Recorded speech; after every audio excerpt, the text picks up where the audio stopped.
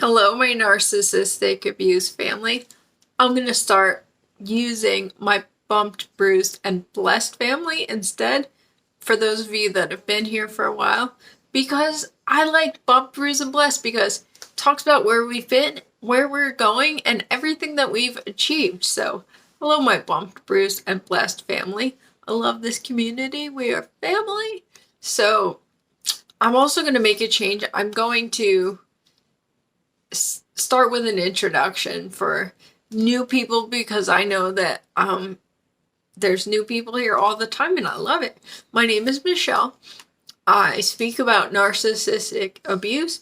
I was raised in a dysfunctional situation with a narcissistic mother, an enabling father, golden boy brother, and I don't like to refer to these people with terms of endearment because we know that the dynamic couldn't be further from that, right? So I was also in a relationship with a narcissist, so I can reference that unfortunate experience as well. Thankfully, he dumped me, so I have an incredible life now with my amazing husband, our beautiful children, and let's get into it. I have great topics on deck, you guys. Today, I'm going to speak about... Today I'm going to speak about how, as we heal from narcissistic abuse, we're just going to outgrow people in our life. It's just the way it is.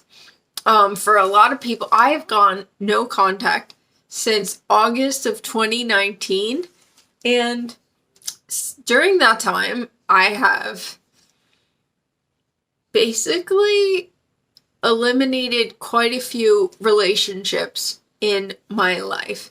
And it is what it is, you know, as we were brought up in such a way that we minimized ourselves, we minimized our own needs, and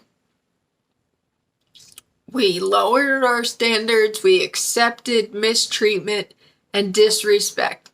And the people that we're surrounding ourselves in our lives will find just aren't quite fitting the bill as we move into another chapter where we are healing ourselves, we are acquiring a much needed, well-deserved, super overdue good perception of ourselves. We're allowing ourselves to be everything that we've always been, that we basically repressed in order to serve and appease the narcissist. So I've said this a lot, and a lot of you have reaffirmed this as well. When you cut contact with your narcissistic parent, you know, it's a last resort. It's not anything any of us want to do. We have gone so above and beyond and out of our ways to try to repair this irreparable relationship. We've done everything we possibly can on our end to try to improve things, but at the end of the day, it's not us.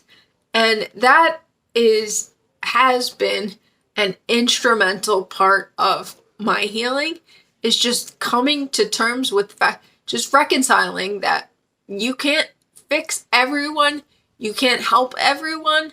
There are people out there that see nothing wrong with themselves, particularly the narcissist.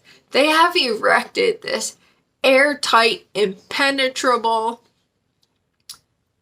defense, and that's what the whole narcissistic personality consists of, essentially.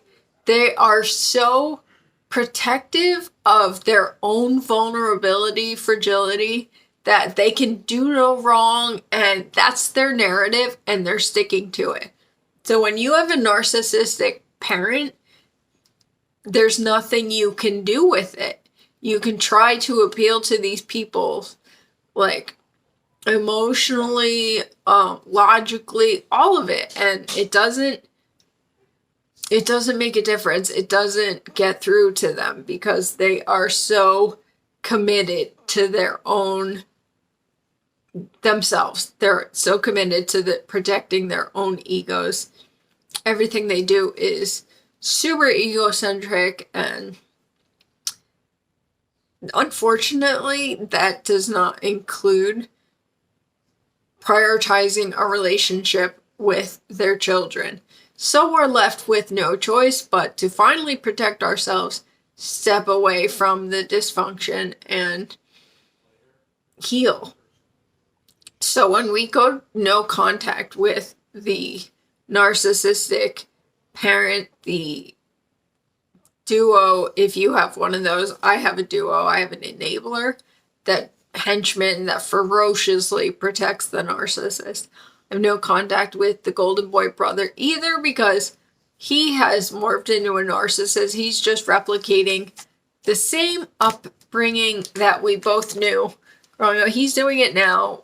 He's repeating the cycle with his own wife and family, child rather, but it is what it is. We can't help these people.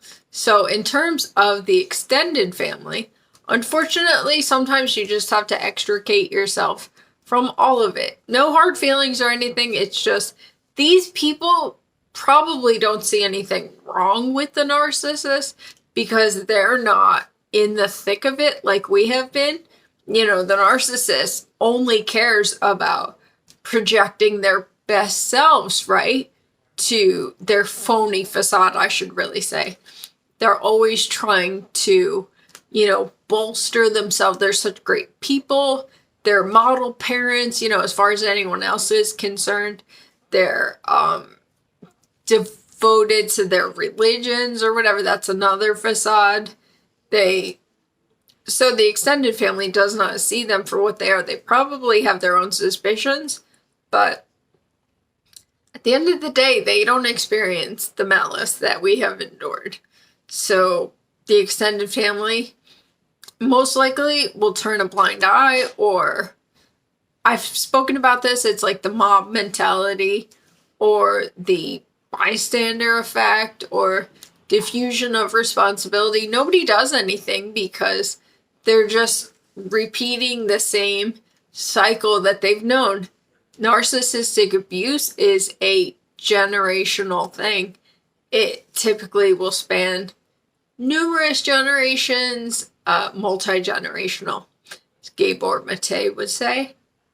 So most likely when you extricate yourself from the toxic dynamic, you start prioritizing your own needs and well-being.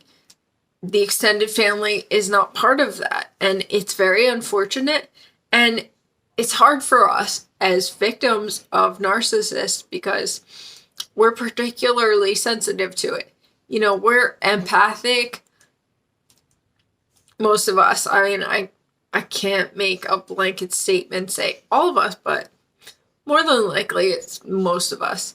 We're empathic, so we have that, kindness in our hearts. We don't want to let go of people. And the thing with children of narcissists is that we also have profound abandonment issues because our parents weren't even there for us, right? So we tried to cling to other people to fill this void because as human beings, we need to form attachments. We need to have loving reciprocal relationships. And when we don't get that from our own parents, we seek it elsewhere, be it with friends, cousins, aunts and uncles, or whomever. So breaking away from these relationships, it's not easy.